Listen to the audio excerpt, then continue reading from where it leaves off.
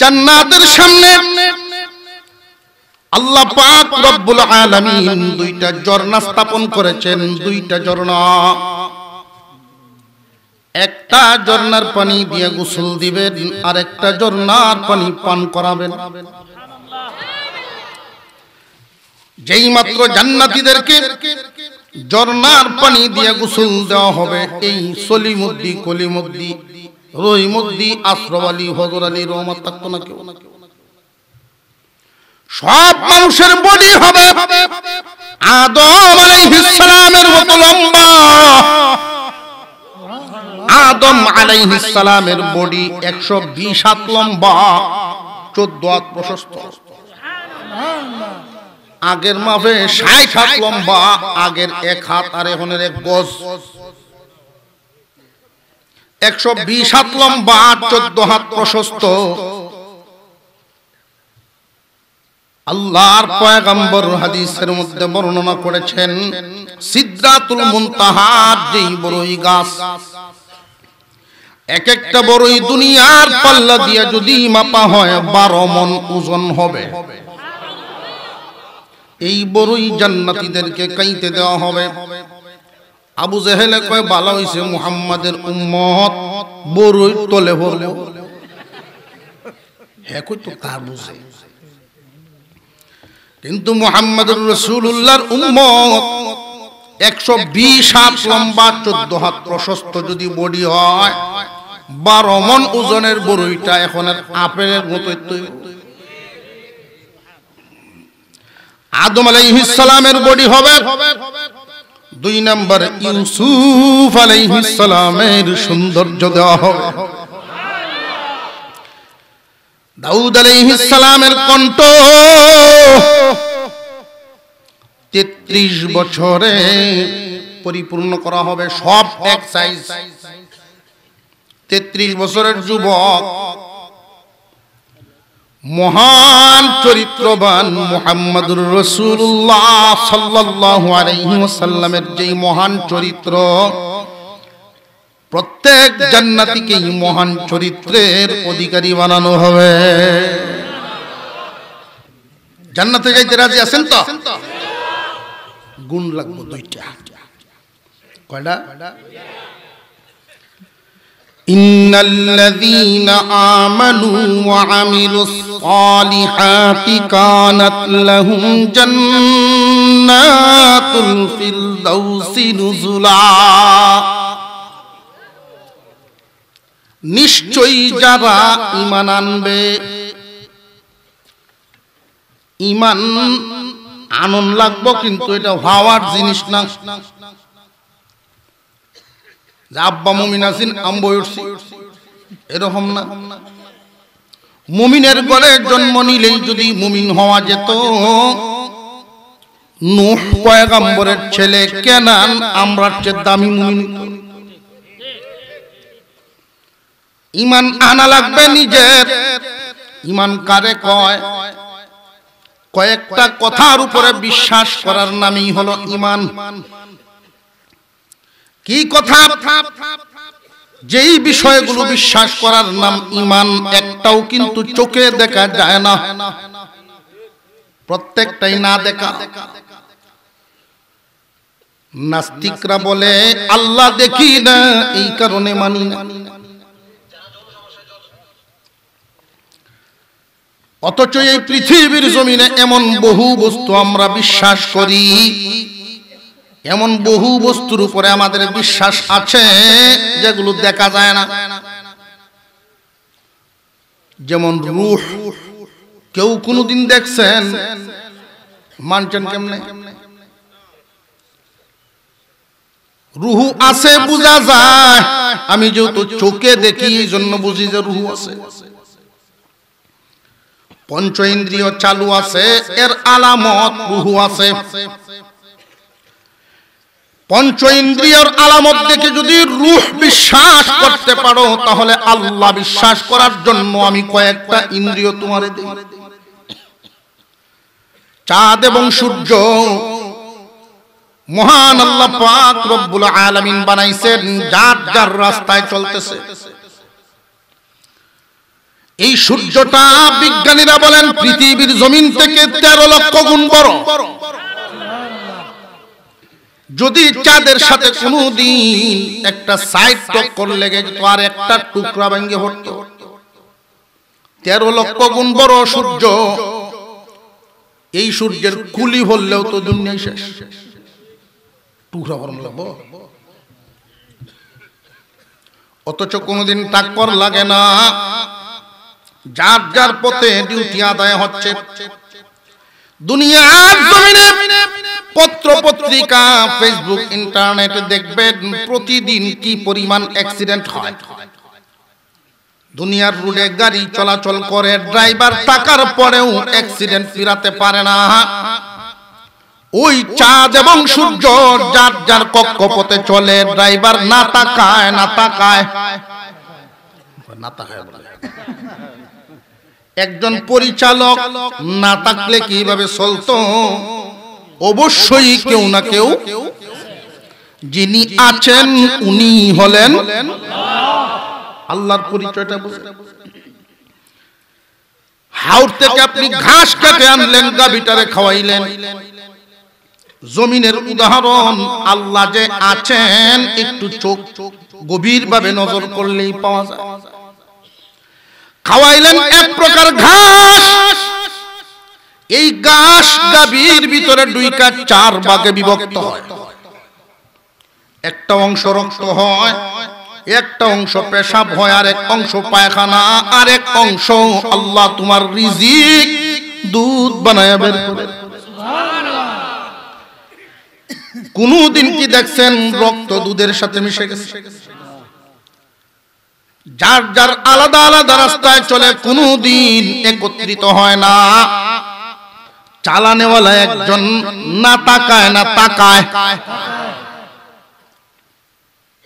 যিনি চালান উনিকে জবান ভরে উচ্চারণ করবেন উনিকে।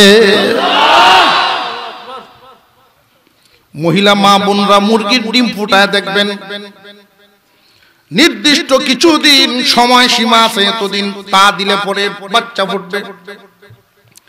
কিন্তু সবচাইতে ইন্টারেস্টিং ব্যাপার হলো, নির্দিষ্ট সময় যখন পূর্ণ হয়, সময় পূর্ণ হওয়ার পরে আরেকজনের বাচ্চাটার এই ডিমটাকে ভেঙ্গে দিতে হয়, নইলে আসতে পারে না।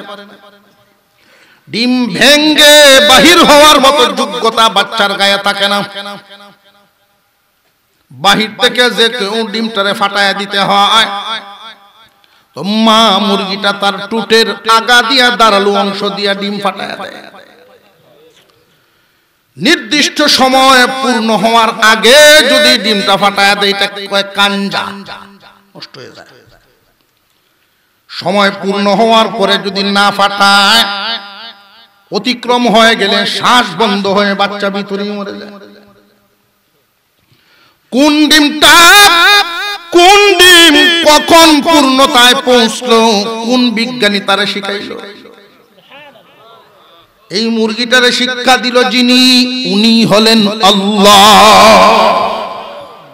তা বুঝে আসতেছে? এই জমিন থেকে খাদ্য গ্রহণ করে প্রাণী জগৎ, প্রাণ আছে যত সৃষ্টিজীবের 3 ভাগে বিভক্ত। মানব জাতি, প্রাণীকুল, উদ্ভিদ জাতি, এই তিনটার অবস্থান চলাফেরা কি একরকম না 3 রকম? উদ্ভিদ যদিও প্রাণ আছে, জায়গায় দাঁড়ায় থাকে, জীবন ভর জায়গা থেকে লড়ার ক্ষমতা তার, কিন্তু তার তো প্রাণ আছে, তার খাদ্যের দরকার। খাদ্য ছাড়া বাঁচবে না। আল্লাহ পাক রব্বুল আলামিন এই উদ্ভিদের খাদ্যটা জায়গায় দাঁড়াইয়া শিকড় দিয়া যেন টানতে পারে এই ব্যবস্থা করে দিয়েছে। তুমি যেহেতু লড়তে পারো না, তোমার খাদ্য আমি আল্লাহ এমন ভাবে সিস্টেম করে দিলাম, জায়গায় দাঁড়াই তুমি রসটাই না খাইতে পারো। এরপরে প্রাণীকুল, গরু, বাছুর, হাঁস, মুরগা, এর কি ব্যবসা বাণিজ্য আছে না গৃহস্থী আছে? চাকরি বাকরিও তো করতে পারতো না। মানুষের মতো আকল যেহেতু নাই, সুতরাং এদের খাদ্যটাও কঠিন করেন নাই আল্লাহ। গরুর খাদ্য মালিকের গোয়াল ঘরের দরজা খুললে তুমি শুধু বের হও তোমার রিজিক মাঠে। রে পাখি বাসা থেকে বের হও, উদর পূরণ করে সন্ধ্যার আগেই বের হতে পারবা। সন্ধ্যার আগেই বাসায় ফিরবা, দোকান লাগবে না, চাকরি লাগবে না, ব্যবসা লাগবে না। প্রাণী কুলের খাদ্যটা আল্লাহ সহজেই ব্যবস্থা করে রাখছে। মানুষের যেহেতু আকল মন দিয়াছে, আকল আছে, শক্তি সামর্থ্য আছে, মহান আল্লাহ পাক রব্বুল আলামিন মানুষের তার একটু কঠিন করেছেন। তোমরা পরিশ্রম করো, উপার্জন করো, পরিশ্রম করে উপার্জন করে খাও। এই পরিশ্রমের আবার ধরন দেখেন, খুব ভালো করে বুঝবেন। কোন মানুষের জিন্দেগিতে রিজিক হয় বরকতি, আবার কারোর হয় বেবরকতি। যেই আয়াত দিয়ে শুরু করেছিলাম শিক্ষা, এখানে আলোচনা খুব সংক্ষিপ্তর দিকে উঠায় আনতেছি। আল্লাহ বরকতি রিজিক যাদেরকে দান করেন, বরকতি রিজিক আল্লাহ ডরায়া দিবেন না মায়ায়? যেই আয়াতে কারিমা আপনাদের সামনে তিলাওয়াত করেছিলাম, বরকতি রিজিক আর বেবরকতি রিজিক অনেক বেশ কম। বেবরকতি যদি হয় মাসে 5 লক্ষ টাকাও ইনকাম করে মাস পার হবে না, আর যদি বরকতি হয় 10,000 দিয়ে মাস পার করে আর 2,000 থাকবো। কেমনে? আল্লামা শাইখুল হাদিস আজিজুল হক রাহমাতুল্লাহি আলাইহি বলতেন, বরকতের ব্যাখ্যা কেমনে বুঝাই জনগণ? বরকত হইল কম তেলে মসমসা বাঁচা। সুবহানাল্লাহ। কাম একটাই, বড় লোকেও যেটা তোমার ওইটাই, কিন্তু তোমার পেরেশানি নাই, খরচও নাই। বেবরকতি রিজিক যারা পায়, 5 লক্ষ টাকা মাসে ইনকাম করে এমন একজন ব্যক্তি যদি 5 লাখ টাকা কামায় সুদে ঘুষে হালালে হারামে, এই লোকের যদি অসুখ হয় সামাত্র ডাক্তার দেখাইব না, ঢাকা দেব। কারণ পয়সার তো একটা তেল তেলানি আছে। ঢাকা থেকে চিকিৎসা করে সুস্থ হয়ে আসছে, যেই রোগ হয়েছিল ভালো হয়েছে, 1.5 লাখ টাকা খরচ। আরেকজন বরকতি রিজিকওয়ালা মানুষ, ইনকাম কম, সৎ পথে উপার্জন করে, মাসে 10,000, সেম রোগ হয়ে গেছে তারও। উনি কি ঢাকার স্বপ্ন দেখবো না সর্বোচ্চ শ্যামার্থ নলে খাইলে খাইলে দূরে কমবে? আমি হেমে যাই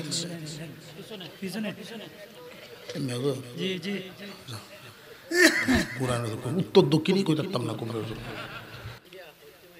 আল্লাহ কবুল করেন, বলুন আমিন। আপনার কষ্ট হইতেছে না তো? এই বেবরকতি আর বরকতির তফাৎটা বুঝাই খুব খেয়াল রাখবেন। বরকত কারে কয়? আপনি 2,000 টাকা পকেটে রাখলেন, ঘুম থেকে উঠে 5,000 3,000 বাচ্চা তুলবো, বরকত এটা না। বরকত হলো ওইটা ইনকাম বেশি, খরচ লাগছে একটা রোগ, জ্বর সর্দি করোনার নমুনা, 1.5 লাখ খরচ করে আসছে বাড়ি। সেম রোগ গরিব মানুষটা যার রিজিকে বরকত আছে, আল্লাহর সন্তুষ্টির রিজিক, উনি খালিয়াজুরি গেছে, বড় এক ফার্মেসি, ডাক্তারের সাথে সাক্ষাৎ করছে, স্যার আমার এই সমস্যা। আল্লাহ যারে মায়া করেন বরকতি রিজিক দেন। আল্লাহর মায়া যার প্রতি, সবার মায়া তার প্রতি। ডাক্তারে কয় কপাল মে বালা তোমার। আয়ো ঢাকায় রুগী দেখে এমন একজন ডাক্তার, আমার বাল্যকালের বন্ধু, হের শোক হইছে পানি দেখতো, কাল্লে জুড়ে এসে চা খাইতেছে আমার চেম্বার, আয় দেখায়। ও বন্ধু, গরিব মানুষ, খুব ভালো মানুষ, দেখে দাও। চোখটা টান দিছে, জিব্বাটা দেখছে, প্রেশারটা মাত্র 70 টাকার ওষুধ দিছে, কায়া ভালো হচ্ছে। এইটার নাম বরকত। এটার নাম কোন কারণে সুনামগঞ্জ গেছেন কৌড়, বেবরকতিও গেছে, বরকতিও গেছে। বরকতওয়ালা লোকটার কাজ কাম সারিয়া দিনের গাড়ি সামারচরের গাড়ি খুঁজতেছে, পুরো দাঁড়িয়েছে 300-400 টাকা ওয়েটও আছে। এমনি ফিসল থেকে একজনে ডাকতেছে, সাজিদ তুমি সুনামগঞ্জ কি তার ইসলামের কামে রে বাবা, আমি বাইর যেতাম, বাইর যাই বাগা আম্বু ইসলাম তো উড়ো উড়ো উড়ো পিছিয়ে উড়ো দেখে এটা মোটর সাইকেল দিয়ে টাইন করে গাড়া দেন না। কয়টা লাগছে? আর বেবরকতি যে গেছেন বাড়ি তাই তো রুডো এমন টাটা হচ্ছে কোনো গাড়ি নেই।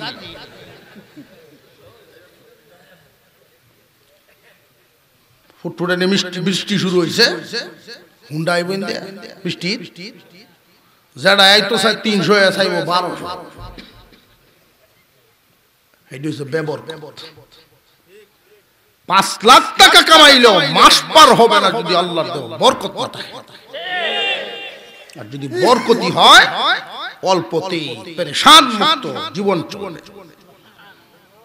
এই বরকতি জীবন চান্ত ময় মুরব্বীরা তো কেলা শেষ, যুবকরা চান্ত ইনশাআল্লাহ। আমি যে আয়াত সূরা বনী ইসরাঈল থেকে তিলাওয়াত করেছিলাম এবং শুরুতেই বলছিলাম মানুষ অসহায় হয় কয়বার? একবার শিশুকালে, একবার বৃদ্ধকালে। মানুষ যখন শিশু অবস্থায় অসহায় থাকে, আল্লাহ তার মা বাবার উপরে ফরজ করেছেন শিশুদের দেখভাল করো, শিশুদের হক আদায় করবা, এদের সেবা যত্ন করবা, মা বাবার উপরে ফরজ। আবার মা বাবা যখন বার্ধক্যে পৌঁছে আবার অসহায় হয়ে যান, তখন এদের দেখাশোনা ভরণ পোষণ করা সন্তানের উপরে ফরজ।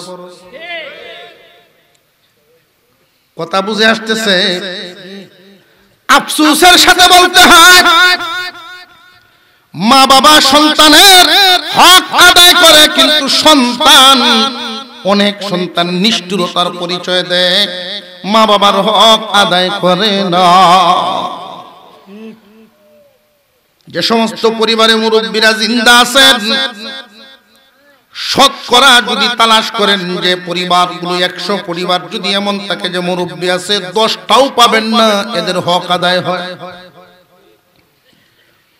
আমি কয়েকটা জায়গা আপনাদের সামনে তুলে ধরি যে কোন কোন জায়গায় আমাদের আঘাত হচ্ছে। এই জায়গাগুলো 4 ভাইয়ের সংসার, বাবা এদেরকে পড়াশোনা যদ্দূর পেরেছেন করাইছেন, বিয়ে শাদী করায় সংসারী বানাইছেন। 4 ভাই মিলে আলাদা হয়ে যাবে, এলাকার 2-4 জন গণ্যমান্য ব্যক্তি নিয়া বাবার সহায় সম্পদ, বাড়ি ঘর, শেয়ার পর্যন্ত ভাগ হইতেছে। মা বাবা 2 জন উঠানের মধ্যে বসা। এই দৃশ্যগুলো সমাজে আছে কিনা এগুলো হিসাব মিলায়া দেখবেন। মা বাপ বুড়া বুড়ি 2 জন উঠানের মধ্যে বসা, তাদের চোখের সামনেই তাদের গড়া সংসারটা খান খান হইতেছে। এদের ভিতরে ভূমিকম্প চলছে, তুই সন্তান এটা বুঝবা না। তোমাদের নজর চামিচের দিকে, ডেগের দিকে, চেয়ারের দিকে, মালের দিকে। তোমাদের উচিত ছিল মা বাবার চেহারার দিকে নজর রাখা। সব বন্টন হওয়ার পরে শেষ পর্যন্ত মা বাবা তারারে বন্টন করে দেওয়া হয়। মা বাপ 2 জন রে বন্টন করছে। বড় ভাই সাহেব আম্মারে 1 মাস খাওয়াইবো, ছোট ভাই সাহেব আব্বারে 1 মাস খাওয়াইবো।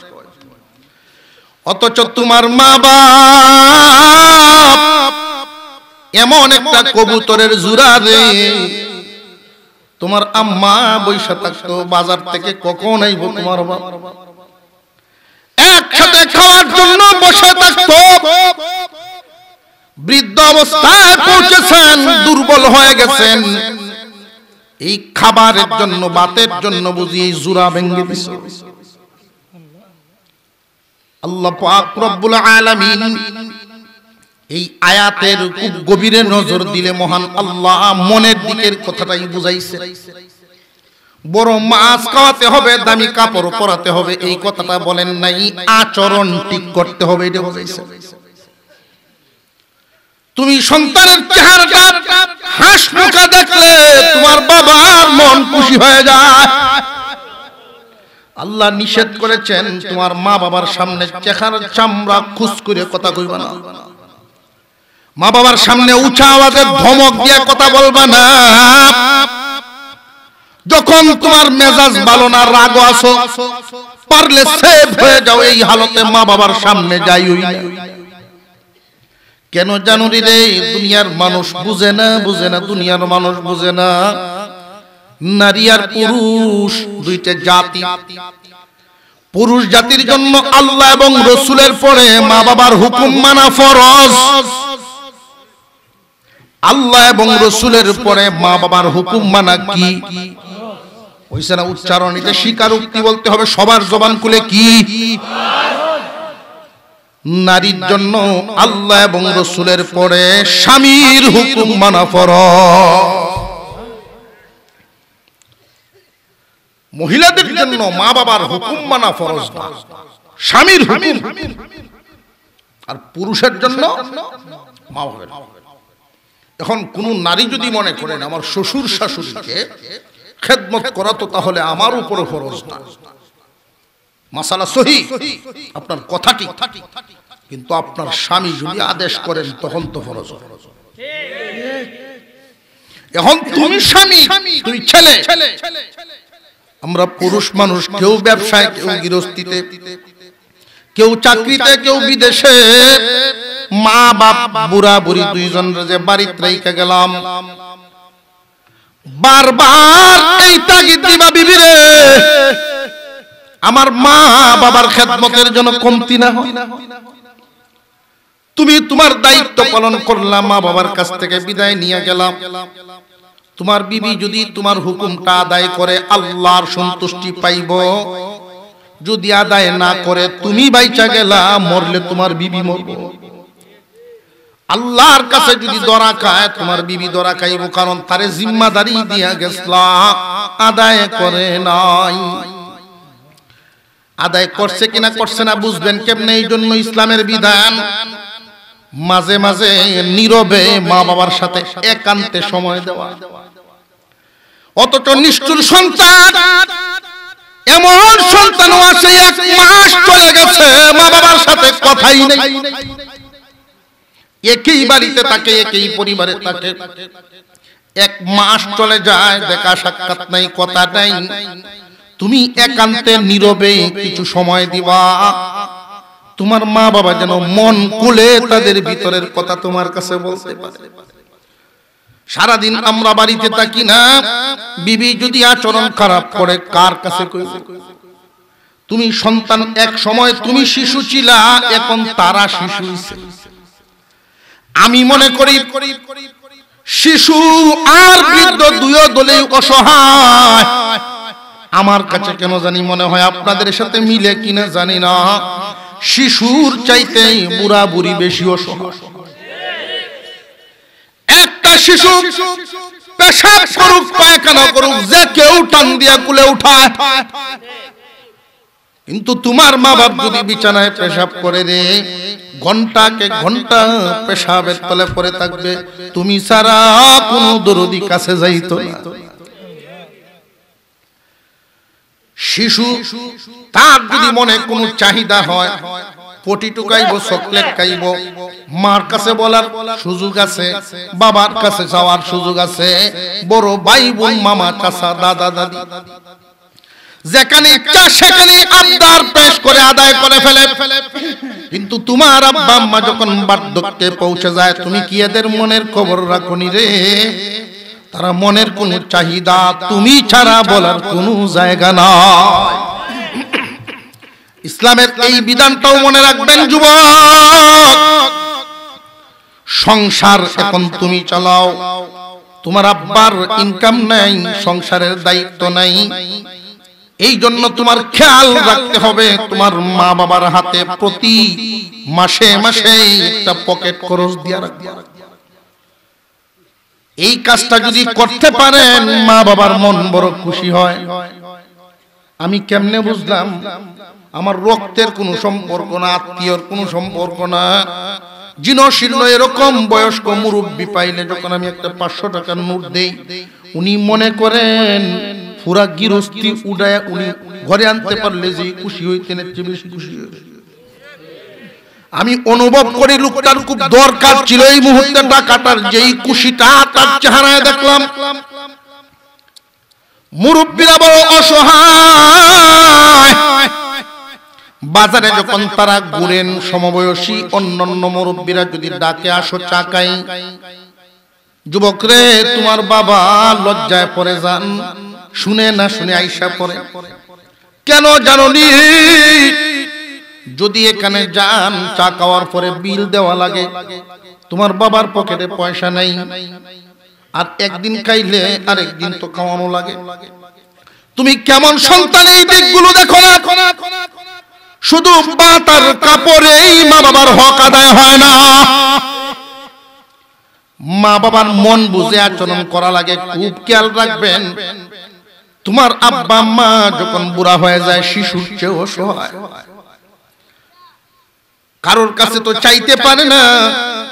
বুড়া মানুষ, মুরব্বী মানুষ, দোকান থেকে বাকি আনতে আনতে 500 টাকার মতো বাকি জমা হয়ে গেছে। দোকানদারে তাকদা দেয়, টাকাটা দিন, আমার ছোট্ট দোকান চালান আনতে হবে।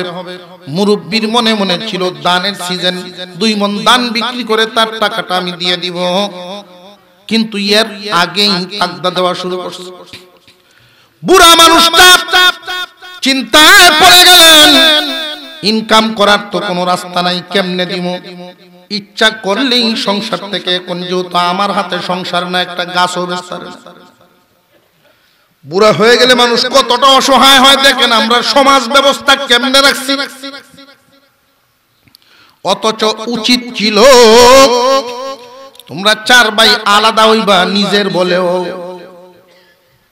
মা বাবার সম্পদে তারা জিন্দা থাকতে হাত দেওয়ার অধিকার কোরআন ইসলাম কেউ তোমারে দেয় নাই। সন্তান মা বাবার সবচেয়ে প্রিয়জন, আর এই সবচেয়ে প্রিয়জনই সবচেয়ে বড় আঘাত দেয়।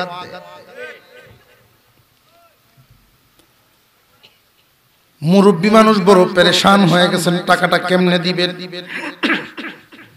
ছেলে আছে বেশ কয়েকজন, উনি ভাবতেছেন সবার মনের হালত তো সমান না।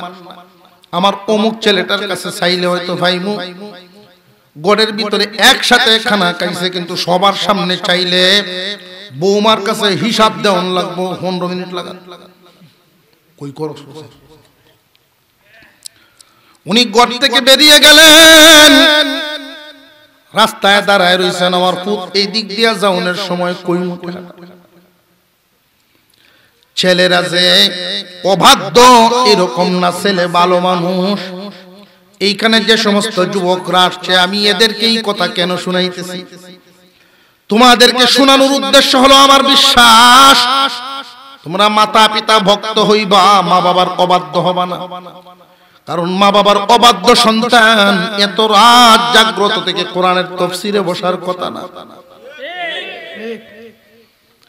তোমাদের কিছু কিছু বিষয়ে বিবেক ঘুমন্ত, আলেমদের দায়িত্ব এই ঘুমন্ত বিবেককে জাগায়া দেওয়া। মুরব্বী মানুষ দাঁড়ায় রইছেন, ছেলে বের হবে। যেইখানে দাঁড়াইছেন সূর্যের আলোটা বাবার কপাল এবং মুখে লাগতেছে। ফুট বের হইছেন, কাছে গিয়ে দেখেন বাবার মাথার গাম টপটপে দিক দিয়ে বেয়ে বেয়ে পড়তেছে। আব্বা কি ব্যাপার, এই রোদের মধ্যে আপনি দাঁড়ায় রইছেন? তোমার সাথে একটু দরকার ছিল রে বাবা। রুদ্রে দাঁড়ায়া এত গুরুত্বপূর্ণ বলেন, আব্বা কি? আমার বড় দরকার ছিল, বড় অভাব, 500টা টাকার খুব দরকার পড়ছে রে বাবা, 500টা টাকার আমার খুব দরকার। ভালো ছেলে, ভদ্র ছেলে, ঘুমন্ত বিবেক এমন ভাবে জাগ্রত হয়েছে, তার দিলের ভিতরে মারাত্মক ভাবে একটা ধাক্কা খাইছে। কতটুকু অসহায় হইলে পরে সূর্যের আলোটা মুখে কপালে নিয়ে সন্তানের অপেক্ষা করে। টাকাটা খুব দরকার, ছেলের চোখ দিয়ে পানি বেরিয়ে গেছে। ছেলের চোখ দিয়ে পানি বেরিয়ে গেছে। আব্বা, তোমার কি মনে পড়ে এই জায়গায় দাঁড়ায় কত টাকা তোমার কাছ থেকে আমি নিছি? আমারে তুমি মাফ করে দাও, আমি বুঝতেই পারি নাই, এই দিকটা খেয়াল করি নাই, আমারে মাফ করে দাও। আগে জড়ায় ধরে হাউমাউ করে কাঁদতেছেন। মানি ব্যাগ থেকে বের করে টাকা দিচ্ছেন, যত লাগে তুমি নাও। প্রতি মাসে এখন একটা নির্ধারিত পয়সা তোমার জন্য থাকবে, বাকিটা দিয়ে সংসার চালাবো। যুবক, তোমরা তোমাদের সামর্থ্য অনুযায়ী যার যার ইনকাম যেমন দিবাও তোমরা তেমন। তোমার আব্বারে যদি প্রতি মাসে 200 টাকা পকেট খরচ আলাদা দিয়ে দাও, এই জন্য গরিব হইতা না, বরকতি পাইবা। 500 টাকা যদি মা এবং বাবা দুইজনের মিলে আলাদা দিয়ে দাও, এটা সংসারের না তোমার ব্যক্তিগত। দিলে লাভটা কি জানেননি? ওই যে বলছিলাম, বাজারে মুরব্বীরা ডাক দিলে তোমার বাবার কলজাত সাহস থাকবে, তোমার বাবার হাত দুর্বল হবে না, এদের সাথে মজার মজার গল্প করবে, খুশি থাকবো মন। বিল দেওয়ার মতো সাহস আছে, উপযুক্ত ফুত আছে। তোমার আব্বার সামনে যখন মসজিদের দান বাক্সটা আসে, মুখটা ছোট হয় না, পকেটে হাত দিয়ে 5 টাকা হইলেও দেয়। কোন ফকির মিসকিন হাত বাড়াইলে খালি হাতে ফেরত দেয় না। আর জেনে রাখ, বাধ্য আর একদল মা বাবার অবাধ্য। বাধ্য আর অবাধ্য কারা? পুরোপুরিটা। শুধু এই বিষয়ের উপরে আলোচনা করলেই সারা রাত চলে যাবে। আমরা আয়াত দিয়ে শুধু তরজমাটা নিয়ে আসি। আল্লাহ বলেন, ওয়াবিল ওয়ালিদাইনি ইহসানা। রে দুনিয়ার যুবক, তোমরা তোমাদের মা বাবার প্রতি ইহসান পূর্ণ আচরণ করো। ইহসান পূর্ণ আচরণ, দয়ার আচরণ, দয়া। মনটা নরম করে রাখবা। কেমন দয়ার আচরণ? তোমরা যখন শিশু ছিলা, তারা বড় দয়ার আচরণ করত। পিঁপড়ায় কামড় দিতে দেয় নাই, বারবার পেশাব করছো, কাপড় পাল্টাইছে, বারবার পেশাব করছো আর কাপড় পাল্টাইছে। তোমার আব্বা আম্মার দয়া কি পরিমাণ ছিল জানো নি?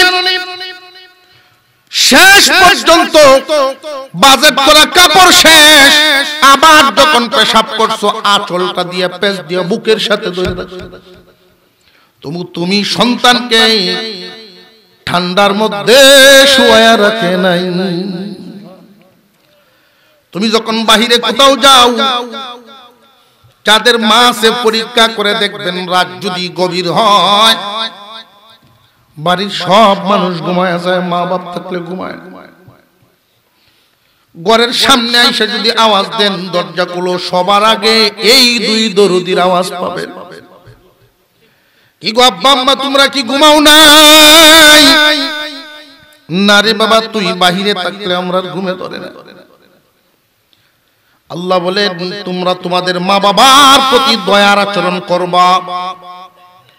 দয়াটা করব কেমন? যে তারা করছে যেমন। তুমি যদি একক তো পেট ভরে না খাইছো, মা বাবার মাথা গরম হয়ে যেত। কি দিয়ে আমার সন্তানরে পেট ভরে খাওয়াইতাম, এই জাত বদলায়া ওই জাত বানাইতো, ওই জাত বদলায়া ওই জাত বানাইতো। দুনিয়ার চিত্র কি তোমরা দেখো না? একজন মহিলা তার সন্তানকে খাওয়াইতে গিয়া তালে বাত লইয়া এক রুম থেকে আরেক রুমে যায়, আর এক রুম থেকে আরেক রুমে যায়, ঘর থেকে বাইরে যায়, উঠানো।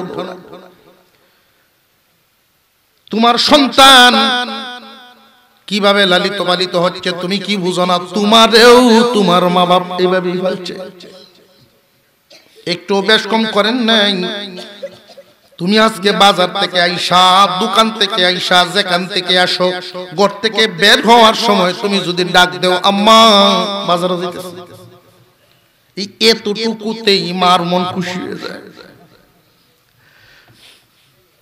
তুমি যে বড় হয়ে গেছো এটা বুঝায়ও না, তুমি বুঝায়ও, আম্মা গো আমি তোমার সেই ছোট্ট কুকার হয়ে গেছি এখনো। স্কুলে যাওয়ার সময়, মাদ্রাসায় যাওয়ার সময় কোনদিন মা বাপের না কইয়া কিন্তু বেরিয়েছি না। কোন বুতে আমারে ধরলো, মা বাপরে না কইয়া আমি বাইরে কেন? যেই দিন থেকে এই ডাক সরে যায় মা বাবার একটা শূন্যতা শুরু হয়। আচার আচরণ সবচেয়ে বড় জিনিস।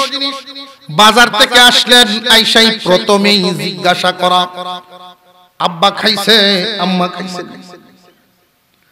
ওইখান থেকে শুয়া শুয়া মন আর খুশিতে ভরে যায়, আমার ফুটায় খবর লয়। এতটুকুই তো চাওয়া পাওয়া। দয়ার আচরণ করবা, আল্লাহর হুকুম কেমনে যে তারা করছে যেমনে। এখন প্রশ্ন হলো কখন করমু দয়া মায়ার আচরণ, কখন করতাম? সারা জীবন সন্তানের কাছে মা বাপ দয়ার আচরণ চায় না, চায় কখন? আল্লাহ বলেন ইম্মা ইয়াবলুগান্না ইনদাকাল কিবারা আহাদুহুমা আও কিলাহুমা। তারা যখন বার্ধক্যে পৌঁছে যায়, মা বাপ যতদিন পর্যন্ত সুস্থ সবল সন্তানের ইহসানের আশায় মা বাবায় সন্তান ফালছে না। যদি মা বাবা সন্তানের কামাই খাওয়ার আশায় পালতো, লুলা লেংরা আতুর কোন সন্তান কেউ পাললো না।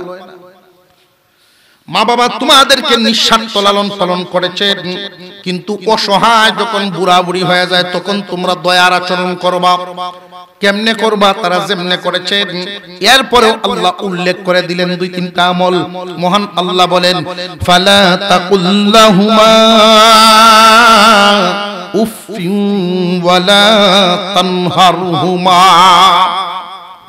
সাবধান সাবধান, মা বাবার সামনে বিরক্তির আওয়াজে কথা বলবা না। তোমার আচার আচরণের জন্য তোমার মা বাপ এটা মনে না করেন তুমি সহ্য করতে পারো না তারারে। মা বাপ তোমার কাছে বুঝা মনে হয়, এমন যেন তার অন্তর না লাগে। খুব সাবধান, ধ্বংস হয়ে যাইবা। অনেক মানুষ হইছে, অস্তিত্ব থাকে না।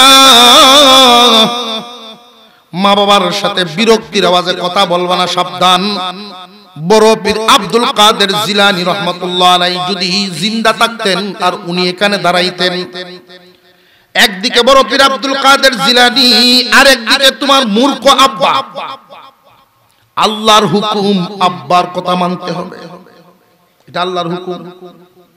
আব্দুল কাদের জিলানীর চেয়ে তোমার কাছে তোমার বাবাই বড় পীর। সুবহানাল্লাহ। সুবহানাল্লাহ। এই নিয়ামত অনেকেরই থাকে না। এই যে আল্লাহ বলেছেন তারা যখন বার্ধক্যে পৌঁছে যায় দয়ার আচরণ করো। তারা যখন বার্ধক্যে পৌঁছে যায়, এই হালতে যদি দুইজন রে পাও বা একজন রে পাও, এই কথাটা এইভাবে কেন বললেন যে সবাই পায় না রে, এই নসিব সবার হয় না। অনেকেই ছোটবেলায় মা বাপ হারায় ফেলে, অনেকেই সংসার হাতে আসার আগেই মা বাপ হারায় ফেলে, চলতে ফিরতেই মা বাপ দুনিয়ার থেকে বিদায় হয়ে যায়। বিছানায় পড়ছে, মা বাপের পেশাব পায়খানা সাফ করছে, এরকম তকদিরওয়ালা যুবক কয়টা মিলে? তুমি বুঝা মনে করবে না, এটা নিয়ামত মনে করবা। কেন জানোনি? মা বাবার বাধ্য আর অবাধ্য দুই দিকে রাখলাম।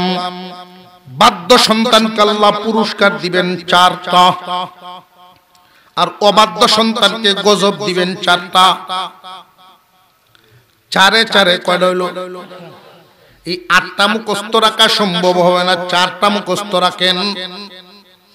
এই 4টার বিপরীত রহমতের বিপরীত গজব, রহমতের বিপরীত গজব। বাধ্য সন্তানের জন্য রহমত হলো 4টা, অবাধ্যর জন্য হুবহু বিপরীত গজব হলো 4টা। বাধ্য সন্তান আল্লাহর দেওয়া বরকতি রিজিক পাইব, আর অবাধ্য সন্তান বেবরকতি রিজিক পাইব। মা বাপ যদি খুশি হন, আল্লাহ তার রুজি রোজগারে বরকত দিলে দিবেন বরকত। মা বাবার দোয়ার বদৌলতে সন্তান বরকতি রিজিক পাবে, আর মা বাবার অসন্তুষ্টিতে বেবরকতি হবে। কেন জানেননি? মা বাপ যদি খুশি হন, আল্লাহ খুশি হন। মা বাপ যদি বেজার হয় তো আল্লাহ বেজার হয়ে যায়। এক নাম্বার নিয়ামত বরকতি রিজিক। মা বাবার বাধ্য সন্তান পাইব বরকতি রিজিক, অবাধ্য সন্তান পাইব বেবরকতি রিজিক।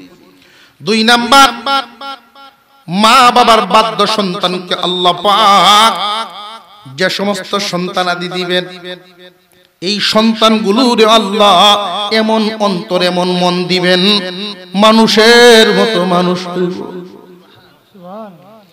আর মা বাবার অবাধ্য যারা হবে এদের সন্তানগুলো মানুষ হবে না। এখানে একটা প্রশ্ন করতে পারেন, হুজুর গো আমরা পাশের বাড়িতে দেখছি মা বাপরে বাদ দিছে না, ছেলে দিদা কাবার সিরিজ পড়ে। আমি কিন্তু শিক্ষার ব্যাপারে বলি নাই, মানুষ হওয়ার ব্যাপারে বলছি। শিক্ষিত হওয়া এক জিনিস, মানুষ হওয়ার এক জিনিস। আপনারা কি মনে করেন এই দেশে বৃদ্ধাশ্রমগুলোতে যারা আশ্রয় নিছে কেউ কি মূর্খ সন্তানের মা বাপ না শিক্ষিত? শিক্ষিত হইলেই মানুষ হওয়া যায় না। মা বাবার বাধ্য সন্তানের সন্তানগুলো মানুষ হবে, অবাধ্য সন্তানের সন্তানগুলো মানুষ হবে না। দেখতে মানুষের মতোই দেখা যাবে, আচরণ হইব পশুর মতো। তিন নম্বর নিয়ামত মা বাবার বাধ্য সন্তানকে আল্লাহ পাক রব্বুল আলামিন তিন নম্বর নিয়ামতটা দিবেন। যতদিন দুনিয়াতে জিন্দা রাখবেন আল্লাহ কারোর উপরে তিতা বানাবেন না, এমন রোগ দিবেন না যেই রোগ হইলে মানুষে তারে ঘৃণায়। মানুষের কাছে বুঝা বানাবেন না। লক্ষ্য করে দেখবেন আত্মীয় স্বজনের অভাব নাই, বন্ধু বান্ধবের অভাব নাই, শুভাকাঙ্ক্ষীর অভাব নাই। বিছনাত ফইরে দেখেন 2 সপ্তাহ ধরে কেউ যাইতো না জানো। আল্লাহ তোমার লড়া দোষের মরণ দিবে না। মা বাপ যদি খুশি থাকেন আল্লাহ খুশি হইয়া তোমার সুস্থ একটা হায়াত দিবেন, চলায়া ফিরায়া নিবেন। আর অবাধ্য সন্তান বড় কষ্ট করে লাঞ্ছিত হবে। তিনটা গেল নিয়ামত। 4 নাম্বারটা আখিরাতে মা বাবার বাধ্য সন্তানের জন্য জান্নাতের 2টা দরজা খোলা, যেটা দিয়ে ইচ্ছা এটা দিয়ে ঢুকবো। অবাধ্য সন্তানের জন্য 2টা দরজা বন্ধ। মা বাপকে সন্তুষ্ট করে দুনিয়া ছাড়ছে, জান্নাত পাবে না, সাজা ভুগতেই হবে। কথা বুঝে আসতেছে আপনাদের? যাদের মা বাবা আছে খুশি করা খুব সহজ ব্যাপার, খুশি করে নেবেন। আর সমাজ, এই সমাজের মধ্যে যা দেখতেছি বেশিরভাগই আমাদের এই সামান্য ত্রুটি বিচ্যুতি, এই যে একান্তে সময়টা দেই না। তোমার বউ তোমার বিবি কি আচরণ করেন তাদের সাথে, এই কথাটা তুমি শুনবা, একটু অ্যাকশন নেবা। সময় মতো যদি অ্যাকশন না নাও, তোমার মা বাবার হৃদয়ে এগুলো ক্ষত হইতে হইতে ক্যান্সার নিয়েই তারা দুঃখ নিয়েই কবরে যায়। জানিয়ে রাখবেন আপনি যেমন করবেন তেমন পাইবেন। এক বেডি ফেরিওয়ালার কাছ থেকে একটা বাটি রাখছে, অন্যান্য মহিলার ডাককে আরো 10 বিটিরে দেয়, সেই দেহ আমার হৌরের লাইন রাখছি। মহিলারা দেখছ নিজের ফুলাভানের শ্বশুর আদর। আসলে এদের ভিতরে যে একটা চক্রান্ত লুকায় রয়েছে এটা তো জানেন না, অন্যরা তো এটা দেখে না। হতি ভূত আর নিজের ভূত, 2টা সৎ ছেলে একটা নিজের ছেলে, ডিম সিদ্ধ দিয়েছে 2টা, 2 ডিম 2 সৎ ভূতের হাতে দেখছে। ভূতাই নেব না হচ্ছে আম্মা দিয়ে আমরা বেশি আদর। মাথা হাতায় কইছে বাবারা নেও তোমরা ডিম খাও, ছোট বাইরে অর্ধেকটা করে দেখাইও, তোমরা এই বাইরে অর্ধেকটা করে দেখাইও। 2 বাইরে যদি অর্ধেকটা করে দেয় তো একটা হয়ে যায়। বুঝাইতেছে আপনাদের? এই বেডি বাড়ি রাখছে একটা, এটা আমার হৌরের লাগিন রাখছে। মহিলারা খুব প্রশংসা হতো, দেখছ আমরা খালি বেডি কই সরা সরা ইয়া ধরে দেখছ। এই বাড়িতে যখন মাপে ভাত দেয় বুড়া বুড়া তো পেট ভরে না। কেমন মাইটে দিছে একটা কল কল।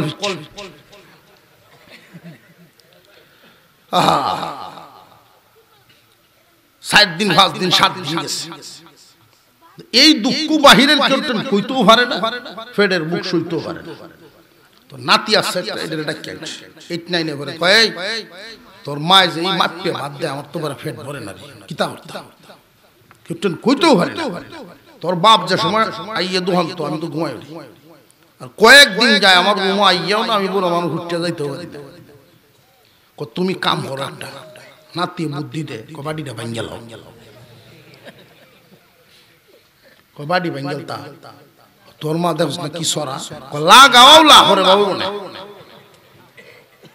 বুড়া বেটা বাড়ি ভাঙ্গেছে যেই বাড়ি হান ভাঙছে বুঝতে তো পারো এমন কিছু বেটেন আছে খালি সুইজে দেশারি দিতে লিয়ে এটা কামও করব কাজও করব ফিতনাবাজ না এরার কাজ কিন্তু কোনো সমস্যা শেষ হতো না সারা দিন চলবে মানুষ আইয়ে আরো 2 দিন বেটে না জমা হয় দেখছ কাম নিজে করছে একটা জিনিস কি আরাম পাই না কয় হ্যাঁ ঠিক আমরা গরো আছেন দেখছ না আমরা গরো যে আছে হেই ওই দলের লোক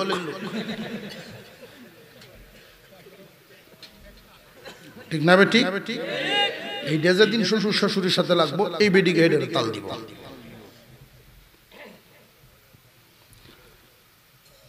শ্বশুরের মনে মনে যা করতারস কইলা আমার হুতাউনের আগে শেষ হয়ে গেছে সন্ধ্যা পর্যন্ত যত বেটে নাইছে সবার কাছে গাইছে শেষ পর্যন্ত কইতাছে সন্ধ্যা লাগান দিয়ে দরজা মরজা লাগাইছে আর কেউ ভাইও না কাজটা ঝালাইবো কারে দিয়া কখন আর কিস্তা কইলাম না আয়ো কাজ গোবারি এখন বুড়া বেটা কইতে আছে কারবারটা তুই যে একটু বাজায় যেই ফুটাইছে বাড়ি তুমি তো আরামে দোকানদারি করো যত জ্বালা সব আমার উপরে যাও আমি আর নাই তা জাঙ্গা বাবার বাড়ি তো দেখবেন সকলটা শিখায় যাইতাছি গিয়া পেটনে অন্য করবে বেড়ারে কইতো আনছি নতুন করে যেই হুমকি দিলাই আমি থাকতাম না বাহির যাব কিছু কিছু যুবক হে আগে হুরবাই দেব তাই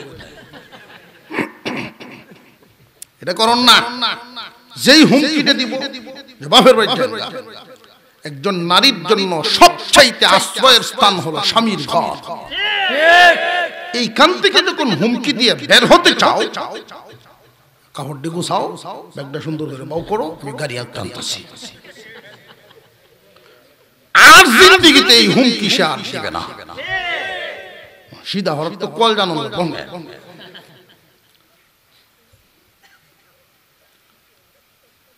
বেড়ার মনে মনে যা বহুজন সেই ঠিক আছে আমার বুড়া বাপরে দুই এক কথা কইলাই শেষ হয়ে তার রুমে আব্বা বুড়া হইছ অত রাগ গোসা বালা না একটু ধৈর্যশীল হন বালা এই যে যেটা বুদ্ধি দিছি দোকানদারের হুত পুরা নাতি বই টই তো এইটা আইছে দাদা তুমি বাড়িটা যে বাংছো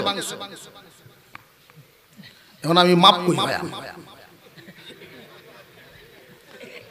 তো দোকানদারে কত তুই মাপ দেখি তাতে দাদা বুড়ো হইছে তোমরা মাপকে বাদ দাও তোমরা যেদিন বুড়ো হইবা আমারও তো মাপকে দাও লাগবে মাপটা ভায়াম যেমন করবেন এমন থাকবেন বিশেষ করে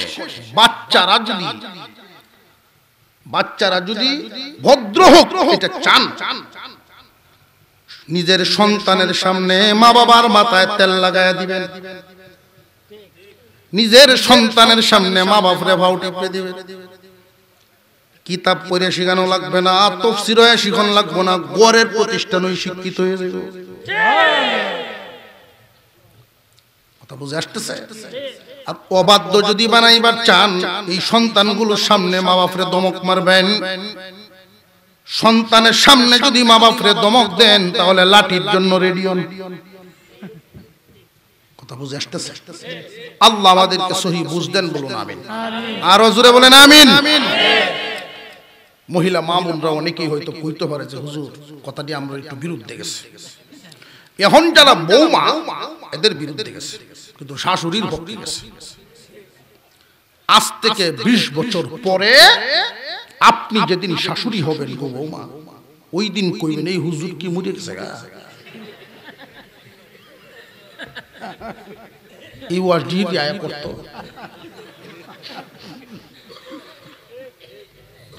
আমরা আত্তাহিয়াতুর সূরাতে বসি আস্তাগফিরুল্লাহ দুরূদ শরীফ পড়ি